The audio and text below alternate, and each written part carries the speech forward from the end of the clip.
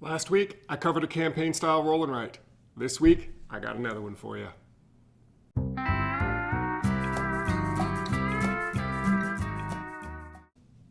Kylie here at Games Unlimited. I am knee-deep in roll and writes. Last week, I talked about Trek 12. This week, I want to talk about Welcome to the Moon. So this is not technically a roll and write, it's a flip and write. So instead of rolling dice, using those numbers to do something on your personal board, we're going to flip some cards. This uses the engine from Welcome to Your Perfect Home, a classic flip and write game that we've sold a ton of. This is going to do something similar. You've got 3 decks of cards. You're going to reveal the top card of each deck. That's going to have a number. It's linked with what was on the back of the top of the deck, so there's different things. In the original Welcome To, it was all about building a 1950s suburb. This time, it's all about space flight. It's about trying to get to the moon, trying to build rockets, trying to do all sorts of things to get life settled on the moon. So, this one's super cool. There are 8 different player boards, so it'll play up to 6 players. These are all dry erase, so you can reuse them. There are 8 different player boards, which are 8 different adventures. They all use the same basic rules, but are going to tweak things in their own way. And you can play them individually. Just say, you know what, I want a quick half-an-hour roll and write game, pull one out, play it, you're good to go. Or you can do the whole thing as an 8-game campaign. This is a completely redoable campaign. You know, there's no permanent changes, but you can do it without using the campaign itself. Just literally, we're going to add up our scores as we go through. But the super fun way is to actually do the campaign. There's a campaign book with a lot of narrative text to it and choices that the captain of each mission is going to have to make that's going to choose where you're going to go, how some of the special abilities are going to interact, new cards that you unlock, all sorts of crazy things. So this is one of those games that you can pick it up just for the quick pick up and play, or you can decide, you know what, let's make an evening of it and let's go ahead and do a big, long campaign. It's super fun.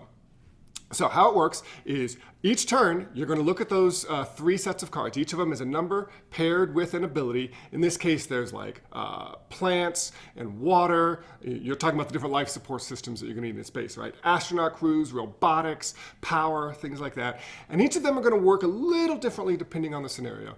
So the first scenario of the game is getting the rocket ready. This is competitive rocket building, right? We want to get our rocket to space first. Like the original Welcome To, what's going to happen is each line, there's going to be lines of the different rocket, has to be filled at the end of it, not sequentially. Then they have to start with low numbers on the left, high numbers on the right, and you can't skip around. So each number to the right of a previous number has to be higher. It doesn't have to be the next in sequence, but it has to be higher. Now you can write a number down anywhere. So you're looking at something, maybe you've got an 8. They go from 1 to 15. Well, 8's probably good to put somewhere in the middle, so you have room to put some higher numbers to the right of it, room to put some lower numbers to the left of it. So you're trying to fill these things out. If you get to a point where you can't put a number in legally, that's bad. That's a system malfunction. You circle one of these little rockets and it's going to give you negative points at the end of the game. But if you fill up a section of a line, so there's going to be multiple lines. There's a couple of astronaut crews, there's some robotics areas, etc., and they're divided into sections. If you completely fill a section, you're going to get some bonuses. In the case of the rocket ship, you're trying to cross off the rockets to be the first to launch your rocket to space. So some of those are there. Some of the bonuses only trigger if you've already gotten a different bonus somewhere else on the board, so you've gotten an arrow there. Some of them, this is insidious, there's some sabotage. So some of them are going to put system failures on the other players' boards. If you're the first person to unlock that section on your board, everyone else will have to cross those off so they can't sort of counter-sabotage you. They'll have to sabotage you a different way. So that's just the first one, right? I mentioned there are 8. The second one is actually the trip to the moon. And this one's really interesting because it's one big long line of numbers. It's far more than 15 numbers, which is impossible to do when you only have the numbers 1 to 15. You can't do that whole line sequentially.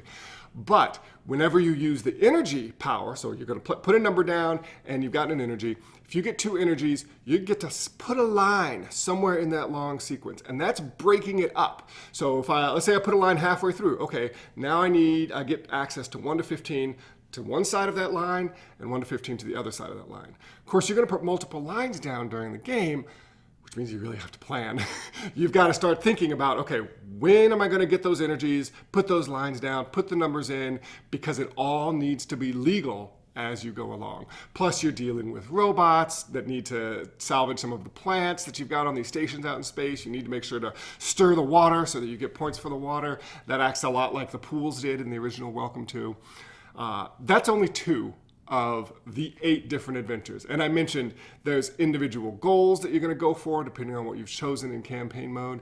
It's just a blast. They've really knocked it out of the park. I'll admit, I wasn't too partial to the second one in the series, Welcome to Las Vegas. It was just a little overcomplicated. I think what this one does is it basically gives you 8 games in the box, but each of them is pretty easy to learn once you know the basics. So that's Welcome to the Moon. I think that we've seen a lot of roll and writes over the last few years, and they tend to be on one end of the spectrum. They either like super simple, and that's great for a quick thing to do, or they're very complex, often reimaginings of larger board games, and they tend to feel like larger board games. They just happen to be using the roll and write mechanism, but they're not appropriate for like a quick, a quick over dinner game or something like that. Welcome to the Moon has the best of both worlds. You can use it as a single one-off, or you can play a big campaign. I absolutely adore it. I think you should come check it out. We'd love to talk to you about it. Take a copy home, unbox some fun. I'm Kylie at Games Unlimited.